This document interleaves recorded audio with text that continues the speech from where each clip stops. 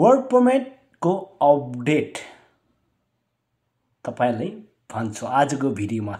नमस्कार, मेरो नाम निको तामाङ। तपाई हेर्दै हुनुहुन्छ मेरो युट्युब च्यानल मिस्टर निको। यदि तपाईहरुले सब्स्क्राइब गरि छैन भने प्लिज सब्स्क्राइब गरिदिनु होला, जस्ट औला जोड्छु हैन। यदि तपाईले यो भिडियो जति नै कोरिसियामा अप्लाई गर्दै छ उहाँहरुलाई यो भिडियो अनि अप्लाई गरिसकेछन् उहाँहरु वेटिङमा वर्क परमिट छन् उहाँहरुलाई लागि भिडियो सक्दो शेयर गरिदिनु होला। अनि जति नै कोरिसियामा हुनुहुन्छ उहाँले नयाँ कम्पनीमा चेन्ज गर्दै छन् अनि केही समस्याहरु छ भने मलाई कन्ट्याक्ट गर्नु होला, मैले A to Z तपाईलाई भन्ने छु। अवश्य आउनुस् भिडियोलाई स्टार्ट गरौँ है। साथीभाइ मिलेर सबै जनाले यो भिडियोलाई हेर्दिनु होला। वर्क परमिट भनेको अब यस्तो छ, वर्क परमिट भनेको यहाँको बासिन्दाले अथोरिटीले कम्पनीमा मलाई मान्छे चाहिएछन् मेरो भनेर त्यसमा अप्लाई गरिदिने एउटा पेपर हो है। त्यहाँबाट हामीलाई भिसा दिन सक्छ वर्क परमिट।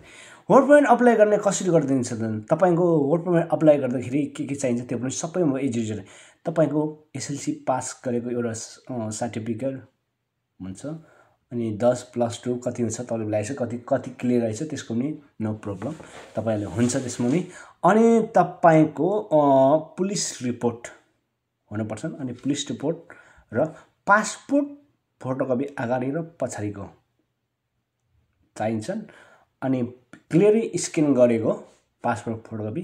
त्यसबाट कम्पनीले एजेन्सीहरुले तपाईले भन्छ नि एजेन्सीहरुले कम्पनीले दिन्छ, कम्पनीले अप्लाई गर्ने हो त्यो भनेको चीज। एजेन्सीले अप्लाई गर्ने होइन, एजेन्सीले त कम्पनीले बेच्ने जस्तै अब किनबिन गर्दा सामान किन्दै गर्दा त्यस्तै गर्छ त्यस्तै गर्ने हो।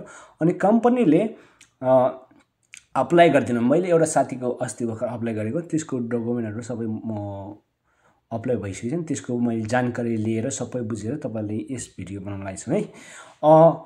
जब अप्लाई गरिसकेपछि अनलाइनबाट उनीहरुले सोभ्याप गरिदिन्छ, अनलाइनबाट अप्लाई गर्छन् जुनैले पनि त्यहाँ डाइरेक्ट हुँदैनन्।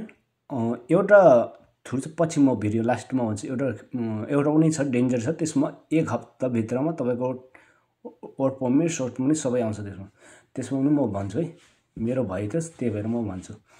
अनि त्यो अनलाइनबाट अप्लाई गर्ने हो। अनलाइनबाट अप्लाई गरेपछि अनि त्यहाँबाट अनलाइनबाट अप्लाई गरेपछि पुलिसले चेकिङ गर्छ। चेकिङ गर्दाखेरि मेरो साथीको 1 महिनापछि उसको फोन आइथ्यो, म फलाना पुलिस चौकीबाट अनि तपाईले यो व्यक्तिलाई मगाउन आँटेको हो र इन्क्वायरी गर्दै थियो हो भनेपछि अनि इन्क्वायरी गरेपछि त्यसले एप्रुभल एक्सेप्ट गर्दैन, त्यो राख्छ ओके भनेर त्यति डकुमेन्ट मात्रै चेक गर्छ। अनि त्यसपछि पुलिसहरुले चेक गर्दाखेरि अनि डकुमेन्टहरु सब यो के क्लेमहरु छ त्यसपछि 1 महिनापछि तिनीहरुले फेरि खोज्दै जान्छ धेरैको पेन्डिङ हुन्छ, एउटा मात्रै हुन्न धेरैको हुन्छ हैन। त्यही भएर उसले पनि 1 महिनापछि फेरि अर्को महिनापछि उसले यो इन्क्वायरी पुरै चेक गर्छ, डिटेल खुलास गर्छ अनि एक्सेप्ट गर्छन्। त्यो अनलाइनको फर्म एक्सेप्ट गर्छन्। जति नै हुन्छ नि कोरिसियामा प्राइस अनलाइनबाट रहन्छ। एउटा तपाईलाई म भन्छु मेरो भयो त्यो 1 हप्तामा वर्क परमिट निस्कियो अनि अर्को हप्तामा मेरो टिआरसी हातमा आइसक्यो। म भन्छु तपाईलाई त्यो पनि भन्छु डाइरेक्ट गर्नु।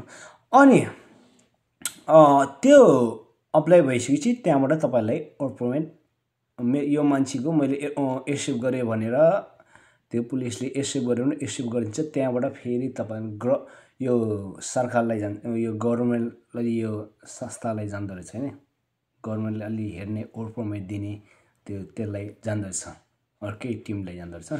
त्यसलाई गएपछि अनि त्यसपछि त्यहाँबाट तपाईको वर्क परमिट प्रिन्ट गरेर PDF मा पठाइदिने पुलिस चौकी स्टेसनमा जसको नजिक छन् त्यसको जुन स्टेसन पुलिस स्टेसन नजिक छन्।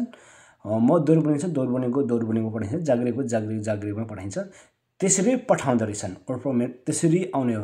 कति महिनासम्म लाग्छ भने चाहिँ म्याक्सिमम भनेको अहिले 65 दिन 70 दिन 80 दिनसम्म लागिन्छ वर्क परमिट निस्किँदाखेरि है।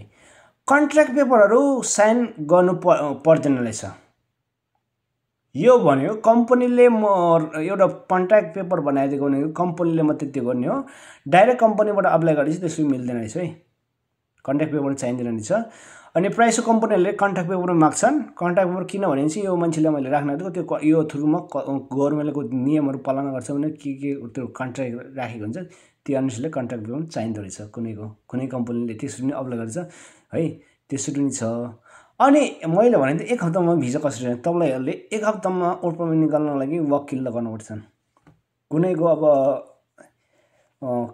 के अब त्यो समस्या भएपछि नि त्यहाँबाट अदालतमा त्यो केस लडेर मात्रै त्यहाँबाट फेरि त्यहाँबाट देऊ भनेर मात्रै वर्क पर्मिट त्योबाट दिने हो है। त्यो भिडियो मैले सबै अगाडि नै हाल्दैछन्, मेरो कम्पनी कसरी चेन्ज गरेछन् अनि सबै A to Z मैले हालेको छन्। तपाईँहरू यदि कम्पनी चेन्ज गर्दै हुन्छ कोडिसियामा हुनुहुन्छ नि मेरो भिडियो अवश्य हेर्नु होला। अगाडिको भिडियोहरू सबै मैले कम्पनी कसरी चेन्ज गर्दा कस्तो दुःख हुन्छ, कस्तो हुन्छ, के हुन्छ, केस अदालतमा गएपछि अदालतमा के सोध्छन् त्यो सबै म अर्को भिडियोमा भन्दैछु। आजको भिडियो धेरै लामो नबनाम, आज वर्क पर्मिटको मात्रै भन्छु। सबै बिदा चाहन्छु। नमस्कार, बाई बाई। सबै राम्रोसँगै बस्नु होला भन्दै आज पनि यस भिडियोबाट बिदा चाहन्छु। अर्को नेक्स्ट भिडियोमा चाँडै नै भेट्छु भनेर हजुरहरूको आश भरोसा आशीर्वाद सधैँ बनिरहोस्। नमस्कार, बाई बाई।